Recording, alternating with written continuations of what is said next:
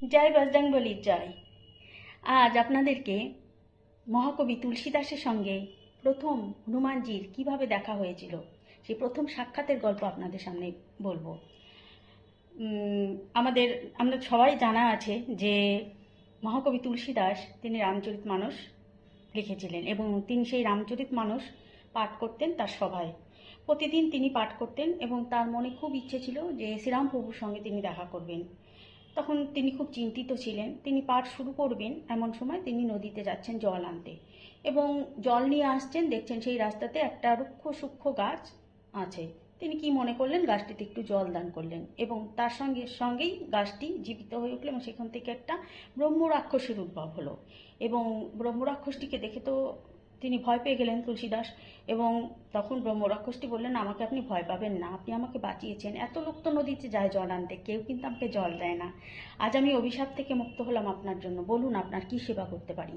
তখন তুলসীদাস বললেন, আমার খুব ইচ্ছে ভগবান শ্রী রামচন্দ্রের সঙ্গে দেখা করার, কিভাবে হবে আমি সেই জন্য একটু চিন্তিত। তো ব্রহ্ম রাক্ষসটি বললেন, আমি আপনাকে সাহায্য করতে পারি। আপনি যে সবাই মানে আপনার পাঠ শুরু করেন না, সেই পাঠ শুনতে প্রতিদিন শ্রীরামচন্দ্রের মানে প্রধান শিষ্য যে হনুমান, তিনি আপনার পাঠ শুনতে ডেলি আসেন। তো তখন তুলসীদাস তো অবাক হয়ে গেলেন, তিনি মানে ঝরঝর করে কাঁদছেন। তিনি বলছেন যে, ও হনুমানজি আমার পাঠ শুনতে আসেন, আমি চিনতে পারি না।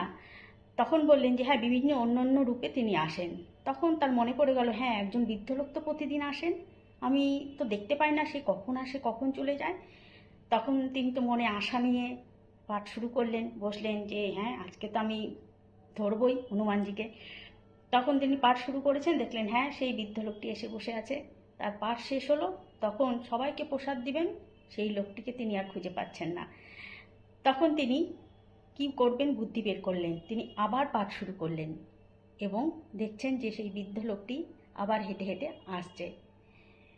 তো যেখানে রামকথা সেখানেই হনুমানজি, সেই জন্য যখনই রামকথা শুরু হলো তখনই দেখা গেল হনুমানজি আবার হেঁটে হেঁটে আসছে। তো তিনি গিয়ে হনুমানজির পায়ে পড়লেন এবং পা জড়িয়ে ধরে কান্নাকাটি করলেন, বললেন আপনাকে আমাকে আজকে রামচন্দ্রের সঙ্গে দেখা করিয়ে দিতেই হবে। হনুমানজি তো কিছুতেই শুনছে না, তার কান্নাকাটিতে হনুমানজির মন গলল এবং তিনি বললেন, এক রাম ভক্তর কাছে আর এক রাম ভক্তের এইটুকু আশা আমি অবশ্যই পূরণ করব। তো তিনি তখন প্রভু রামচন্দ্রের সঙ্গে দেখা করিয়ে দিলেন আমাদের তুলসী দাসকে। এই ছিল আজকে হনুমানজির সঙ্গে আমাদের তুলসী দাসের প্রথম দেখা সাক্ষাতের কথা। সবাই একবার বলুন, জয় হনুমানের জয়, জয় বজরংবলীর জয়।